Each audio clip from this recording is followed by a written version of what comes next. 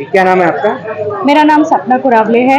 जी बताएं, क्या आपके मुद्दे हैं, किस तरह से इस हड़ताल का रुख आगे आप उसको बढ़ाएंगे?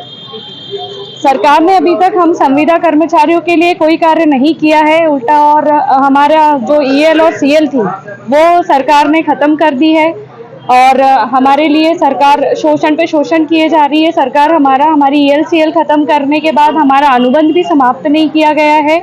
हमने इस सरकार को सचेत करने के लिए हमने 1 तारीख को ज्ञापन दिया था, जिस पर अभी तक दिनांक तक कोई कार्यवाही नहीं हुई। तब हमने 7 तारीख को काली पट्टी बांधकर प्रदर्शन किया है और 7 तारीख से लगातार हम लोग अपना प्रदर्शन कर ही रहे हैं। आउटसोर्स संविदा कर्मचारियों की अनिश्चितकालीन हड़ताल, उपेक्षा, संघर्ष और स्वास्थ्य सेवाओं पर संकट। भारत में सार्वजनिक स्वास्थ्य प्रणाली का एक महत्वपूर्ण हिस्सा संविदा कॉन्ट्रैक्ट पर नियुक्त स्वास्थ्य कर्मचारी होते हैं। ये कर्मचारी वर्षों से ग्रामीण और शहरी क्षेत्रों में स्वास्थ्य सेवाओं की रीढ़ बने हुए हैं, लेकिन दुर्भाग्यवश इन्हें आज तक स्थायित्व, सुरक्षा और सरकारी कर्मचारियों जैसी सुविधाएं नहीं मिल पाई हैं। पिछले कुछ समय से ये संविदा स्वास्थ्य कर्मचारी अपने हक और अधिकारों के लिए आवाज उठा रहे हैं, लेकिन सरकार की चुप्पी और निष्क्रियता ने इस मुद्दे को गंभीर रूप दे दिया है। अब एक बार फिर संविदा स्वास्थ्य कर्मचारी अनिश्चितकालीन हड़ताल की राह पर हैं। 22 अप्रैल 2025 से यह हड़ताल शुरू होगी, यदि 21 अप्रैल तक उनकी मांगों पर कोई ठोस कार्रवाई नहीं की गई। ये हड़ताल न केवल प्रशासनिक तंत्र को चुनौती देगी, बल्कि ग्रामीण स्वास्थ्य व्यवस्था को भी हिलाकर रख सकती है। संविदा स्वास्थ्य कर्मचारी पिछले कई वर्षों से सरकार से नियमितीकरण, समान वेतन और सुविधाओं की मांग कर रहे हैं। वे allopathy, Ayurveda, homeopathy, nursing, ANM, lab technician, data entry operator और अन्य तकनीकी पदों पर कार्यरत हैं। इनकी संख्या केवल एक जिले में ही 400 से अधिक है, जिसमें 150 एएनएम, 60 स्टाफ नर्स और अन्य कर्मचारी शामिल हैं।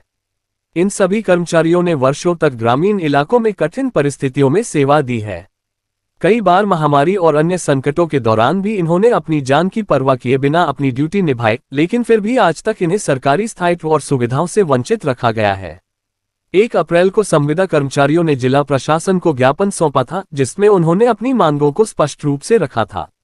लेकिन जब इस पर कोई प्रतिक्रिया नहीं मिली तो 7 अप्रैल को उन्होंने काली पट्टी बांधकर विरोध प्रदर्शन किया। इसके बाद भी जब सरकार की ओर से कोई पहल नहीं की गई, तो 16 अप्रैल को कर्मचारियों ने रैली निकालकर कलेक्टर के माध्यम से मुख्यमंत्री के नाम ज्ञापन सौंपा। अब 22 अप्रैल से संविदा कर्मचारी अनिश्चितकालीन हड़ताल पर जाएंगे। उनका कहना है कि यदि उनकी मांगें नहीं मानी गईं, तो इस हड़ताल से स्वास्थ्य सेवाएं पूरी तरह से चरमरा जाएंगी और इसकी जिम्मेदारी स्वयं सरकार की होगी। आउटसोर्स संविदा स्वास्थ्य कर्मचारियों की प्रमुख मांगें हैं। रिक्त पदों पर संविलियन कर नियमित किया जाए। ईएल अर्जित अवकाश और मेडिकल अवकाश की सुविधा दी जाए। अनुबंध प्रथा को समाप्त किया जाए। अप्रेजल प्रणाली को हटाया जाए। एनपीएस ग्रेच्युटी, डीए और स्वास्थ्य बीमा की सुविधा दी जाए। सरकारी कर्मचारियों के समान वेतन और लाभ दिए जाएं। हटाए गए सपोर्ट स्टाफ और मलेरिया एमपीडब्ल्यू को पुनः बहाल किया जाए। आयुष्मान कार्ड जैसी सुविधाएं भी संविदा कर्मचारियों को मिले। स्वास्थ्य सेवाओं पर प्रभाव, टीकाकरण और मातृ स्वास्थ्य पर संकट। एएनएम की हड़ताल से जिले के अधिकांश उप स्वास्थ्य केंद्रों पर ताले लटकते रहे। बच्चों के नियमित टीके नहीं लग सके। गर्भवती महिलाओं की जांचें पूरी तरह से ठप हो गईं।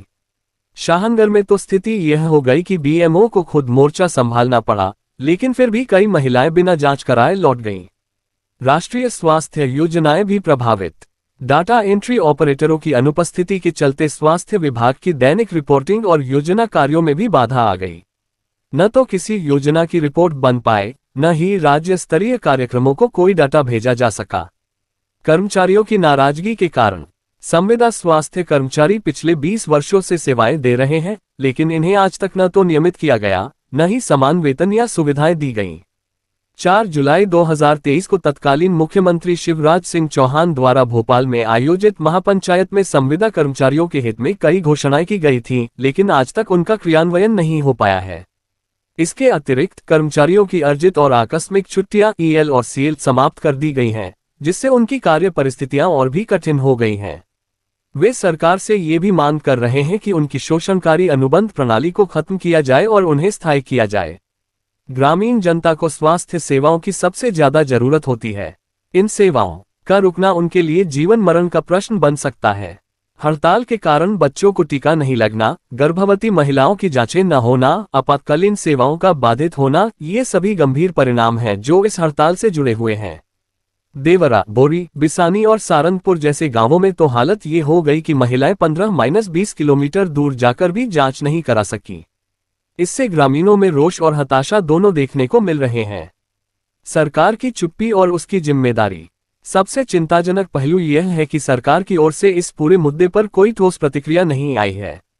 बार बार ज्ञापन, रैलियां, प्रदर्शन और चेतावनियों के बाद भी सरकार की चुप्पी से संविदा कर्मचारियों में आक्रोश बढ़ता जा रहा है। यदि 21 अप्रैल तक कोई हल नहीं निकाला गया तो 22 अप्रैल से शुरू होने वाली अनिश्चितकालीन हड़ताल से स्वास्थ्य व्यवस्थाएं पूरी तरह चरमरा सकती हैं।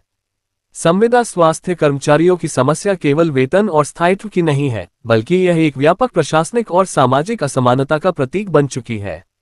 इन कर्मचारियों ने वर्षों तक बिना स्थायित्व की सेवा दी, संकटों का सामना किया, लेकिन आज वे खुद को असुरक्षित और उपेक्षित महसूस कर रहे हैं। सरकार को चाहिए कि वह संवेदनशीलता और तत्परता के साथ इस विषय पर विचार करे। उनकी मांगें केवल जायज ही नहीं, बल्कि व्यवहारिक और आवश्यक भी हैं। अगर समय रहते समाधान नहीं निकाला गया तो इसके दुष्परिणाम केवल प्रशासन नहीं, बल्कि आम जनता को भी भुगतने होंगे। अब समय आ गया है कि संविदा कर्मचारियों को भी वह सम्मान और अधिकार मिले जिसके वे वास्तव में हकदार हैं। नमस्कार जी, मैं डॉक्टर गोविंद साहू, संविदा स्वास्थ्य कर्मचारी संघ का जिला अध्यक्ष हूँ यहाँ पे। और ये जो हमारा आंदोलन चल रहा है, चरणबद्ध आंदोलन चल रहा है, विगत 1 तारीख से हम लोगों ने स्टार्ट किया था इसको, पर अभी तक कि हमारी सरकार के द्वारा कोई सुनवाई नहीं हुई है। इसी संदर्भ में हम लोगों ने आज एक दिवसीय सामूहिक अवकाश लेकर के हम माननीय मुख्यमंत्री जी के नाम से पुनः ज्ञापन के लिए हम प्रयास कर रहे हैं। और माननीय मुख्यमंत्री जी से हमारे समस्त 32,000 संविदा कर्मचारियों के द्वारा आह्वान है, आग्रह है कि हमारी मांगों पर त्वरित रूप से निराकरण कर हमें लाभ पहुंचाएं।